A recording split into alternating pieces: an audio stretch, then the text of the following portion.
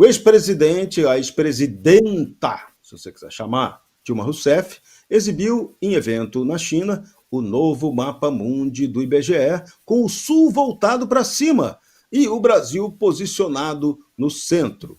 Sul voltado para o norte é legal, genial, né? Presidente do IBGE, Márcio Pockmann, que acompanhava Dilma no evento, afirmou que a versão invertida do mapa teve êxito instantâneo. Como, hein? Segundo Pockmann, o novo mapa abriu um importante debate sobre o Brasil diante da nova geopolítica global impulsionada pela emergência do Sul Global. Essa não é a primeira alteração do Instituto. Em abril de 2024, o IBGE já havia lançado a versão com o Brasil no centro, mas sem inverter o mapa. O atlas anterior do IBGE apresentou uma série de erros, como troca de mapas dos períodos Jurássico e Cretáceo, uma diferença de 70 milhões de anos apenas. Pequeno detalhezinho. Informações incorretas sobre os períodos geológicos. Dárcio Bracarense, isso foi uma burrice de dinossauros ou é um problema também, como eu acho que você vai explicar, dos dinossauros canhotos da América Latina? Não, eu acho engraçado o Postman dizer que o mapa que ele criou abriu um debate. Na verdade, esse debate acontece há muito tempo e a inspiração desse mapa é de um artista uruguaio, pelo menos a inspiração deles, né? O Joaquim, o nome dele é Joaquim Torres Garcia. Tá aqui anotado aqui, até anotei para poder falar com vocês. Pois é, esse mapa, na verdade, ele traz a ideia de uma espécie de contraponto ao que seria um eurocentrismo. Eu sempre digo que todos eles são marxistas, né? Obviamente, Marx nasceu em Teixeira de Freitas, ou talvez em Pindamonhangaba, e não na Europa. Pois é, todos eles são marxistas. Ou em Niterói, né? Porque o Partido Comunista foi fundado lá na minha cidade, pô. Peraí, pô. Pode ser também. Ou eu falo Teixeira de Freitas por conta da situação da Bahia nesse momento. Hoje foi tema aqui, né? Então, prestem bem atenção. Na verdade, existe aí uma militância entranhada dentro do governo e, aos poucos, ela começa a dar sinais e a gente começa a perceber de onde vêm as ideias. Quer ver uma coisa? Dá uma olhada nessa imagem de 2005 que eu pedi para o Cláudio exibir para vocês. Aniversário de 15 anos do Foro de São Paulo. O Foro de São Paulo, aquela organização que o PT e a imprensa oficial jura que não tem influência nenhuma sobre a política do Brasil. Esse mapa mundi invertido já existe no coração e na mentalidade dos revolucionários há muitos anos, Serrão. E agora eles vão tentar enfiar a goela abaixo da população para poder terminar de confundir a cabecinha dos nossos alunos que já estão e sempre estiveram nas piores posições do ranking internacional de educação em qualquer instituto que faça essa avaliação. Então é isso. Se o Sul está no norte, vamos ensacar o vento e seguir em frente com o Bradock Show. Oferecimento da Golden Brasil. Seu dinheiro vale ouro, então você invista na Golden Brasil. Agora vamos tratar do absurdo da OEA.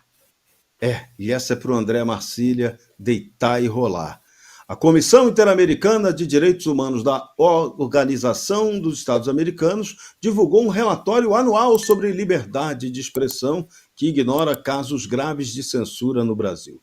O documento, assinado por Pedro Vaca, a vaca está indo para o brejo, relator especial para a liberdade de expressão, dedica espaço para criticar Nicolas Ferreira, deputado federal por Minas Gerais, pelo uso da peruca loura no plenário da Câmara.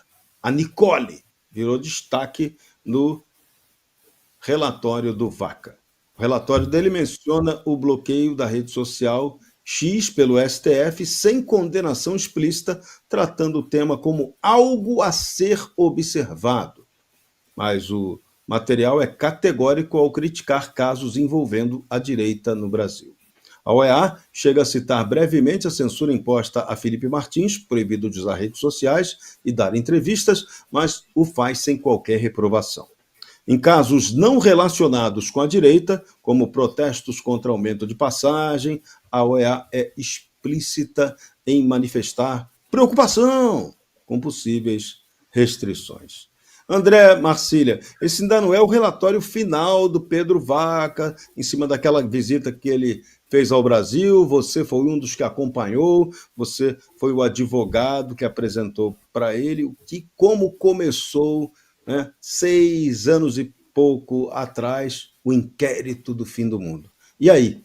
E essa manifestação de agora da área de direitos humanos da OEA? Também é para deixar a gente alarmado, né? Olha, Serrão, eu nunca me iludi com esse relatório aí do Vaca. Eu acho que Vaca, a gente nunca pode se iludir com Vaca. Mas, de qualquer maneira, tem muita gente que achou que o Vaca ia nos redimir, como muita gente achou que o Fux ia nos redimir, como muita gente acha que sempre alguém vai nos redimir, e ninguém vai nos redimir. Quem vai nos redimir somos nós mesmos. A gente pode utilizar alguns elementos, por exemplo, das decisões divergentes do Fux, mas não a pessoa do Fux vai nos redimir. Alguns elementos de algum relatório que saia da OEA, mas não a OEA vai nos redimir. Isso não vai acontecer, né? Isso é um pensamento mágico, a meu ver, né? Que não vai acontecer. Esse relatório, como você bem disse, não é o relatório que ele fez decorrente da visita dele aqui, mas é um relatório que aponta para o que vai ser o relatório dele aqui, se é que um dia vai ter esse relatório, que já seria uma grande coisa se esse relatório existisse. Eu acho que esse relatório do Vaca, da OEA, mora junto da investigação que vão fazer sobre as mensagens que o Talhaferro publicou, e mora junto dos 6 gigabytes que o Glenn Greenwald disse que tinha sobre a Vazatoga. Nesse lugar mágico, que deve ser um porão que existe em algum local incerto e não sabido, mora o relatório do Vaca. Agora, o que a gente pode esperar desse relatório, porque pelo que apontou, é o seguinte: eles vão tentar contemporizar. O STF cometeu alguns equívocos, mas ele também acertou, mas também era necessário. Sabe que nem esses editoriais de jornalão que dizem assim, agora o STF se excedeu, mas também justifica com isso a existência do inquérito. O inquérito foi necessário, mas o STF agora passou da conta. É mais ou menos assim que vem esse relatório. Eu, inclusive, cheguei a cogitar a possibilidade de que o relatório da OEA viesse mais ou menos dizendo o seguinte, do ponto de vista processual, existem alguns problemas de censura no Brasil, ou de irregularidades, para eles não dizerem censura. Mas do ponto de vista material, o STF teve de cuidar da democracia. Provavelmente vai vir um troço desse tipo que não vai servir para nada, a não ser se a gente souber fazer dessa água um mingau. Não dá para esperar que venha muito mais coisa, e esse relatório preliminar, vamos chamar assim, é um bom indício do que virá depois, ou melhor, do que não virá depois. Nós temos de tomar conta de nós mesmos. Não vamos esperar que nem um vaca, que nem um boi, que nem um carneiro, que nem um dinossauro, que ninguém faça isso por nós. Tem uma outra notícia aqui da Subracarense que também merece uma análise aprofundada. Lula seria o novo nome dele agora, Lula Setung ou Stalinácio Mao? Não sei, você que escolhe. Mas o presidente Lula comparou suas vitórias eleitorais no Brasil com a Revolução Comunista Chinesa de 1949 durante um discurso que ele fez no Fórum Empresarial Brasil-China. Disse Lula: é a única razão que eu acredito que valeu a pena a Revolução Chinesa de 1949. O que valeu nossas relações e nossas eleições do Brasil é provar que quando um governo tem compromissos sociais, então tudo avança. Lula destacou que o Partido Comunista Chinês conseguiu tirar 800 milhões de chineses da pobreza nos últimos 40 anos, enquanto seus governos, os governos do Stalinácio Mao ou do Lula Setung, conseguiram ter tirado 54 milhões de brasileiros da miséria. Lula também afirmou ter sido o primeiro líder global a reconhecer a China como uma economia de mercado e disse que agradecerá ao presidente Xi Jinping pela confiança no Brasil. A declaração de Lula ocorre às vésperas do encontro bilateral com Xi Jinping, programado para hoje. Já aconteceu, eles já estão se confraternizando, amando, achando tudo lindo. Meu caro Dárcio Bracarense, por qual personagem você opta? Lula Setung ou Stalinácio Mal? Lula mal, né? Lula mal, e ele vai mal em tudo. Porque, vamos pensar um pouquinho, como é que você compara qualquer coisa com o que aconteceu na China, né? De 1949 a 52, eles mataram essa revolução, matou mais de 3 milhões de pessoas. A situação era devastadora. É bom conversar com a nossa audiência sobre essa revolução cultural chinesa, porque talvez eles não saibam as atrocidades que foram cometidas aí. Milhares de pessoas sendo enterradas vivas, uma situação devastadora. A fome fez com que a população praticasse canibalismo. É isso que o Lula está elogiando, contando muita mentira também, falando que tirou gente da miséria. Eu vou contar como é que o Lula tirou gente da miséria aqui no Brasil. Na verdade, o IBGE passou a adotar outro critério para poder considerar quem era pobre. Durante o governo Lula 1 e 2, eles passaram a considerar classe média quem ganhava mais de R$ 240. Portanto, se você estivesse dentro daquela faixa, você virava classe média. Numa canetada, eles tiraram 40 milhões de pessoas da pobreza. Foi assim. E ai de quem disser que não saiu, que pode ser preso, que hoje no Brasil está assim, por fake news. Essa é a grande realidade. Agora, tem um detalhe. Se o projeto do Lula é o projeto chinês, eu acho que a gente tem que começar a tomar muito cuidado, porque ele já tem 2 passagens que mereceriam uma denúncia por crime contra a humanidade. A primeira, Raposa Serra do Sol, onde você tinha uma região pujante e um relatório no Congresso Nacional feito por um deputado petista, falava do risco daquela demarcação que causaria fome. E o Lula demarcou. E hoje temos pessoas morrendo de fome, muito semelhante com o que aconteceu na China, claro que numa proporção menor. E agora, o roubo dos velhinhos, crime contra a humanidade, um assalto aos vulneráveis. E eu espero que a oposição brasileira saiba colher todos esses documentos e oferecer uma denúncia, porque caso contrário, sim, a gente está correndo o risco de ter no Brasil o que fizeram na China, meu amigo Serrão.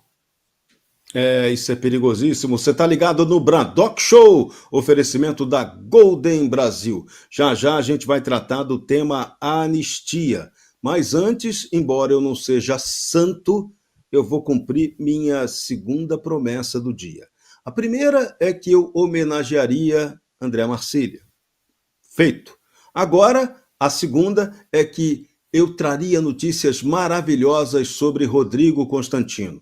Então eu vou fazer igual lá o Supremo decidiu no caso Ramagem. Vou fazer pela metade. Eu trago só a meia notícia, porque a notícia completa e boa, quem vai trazer é o próprio Rodrigo Constantino. Fala, garoto, que bom te rever. Turma, chegou o dia da euforia. Finalmente saindo do hospital, depois de quase um mês aqui internado. Saio com 10 remédios para tomar por dia, 2 meses de reclusão, de isolamento, confinamento em casa, prisão domiciliar, mas muito melhor do que prisão hospitalar. Todo cuidado é pouco ainda para a questão de infecção e tudo, ó. Mas vamos em frente, firme e forte, olhando sempre o copo meio cheio, olhando esse upgrade aqui como uma dádiva. Valeu pelo apoio a todos vocês aí. E voltar a trabalhar um pouco mais também, acho que já vai dar. Semana que vem. Legal, Constantino, se recupera, se cuida. A torcida aqui do Braddock Show, dos seus amigos de verdade, é toda para você. Vamos vencer o seu câncer e vamos vencer outros cânceres que estão fazendo muito mal ao Brasil. Você precisa assistir o melhor canal de notícias do Brasil. O programa que fala de tudo, que deixa você informado sobre tudo o que acontece no Brasil e no mundo. ao vivo, todos os dias no YouTube. Clique aqui e se inscreva.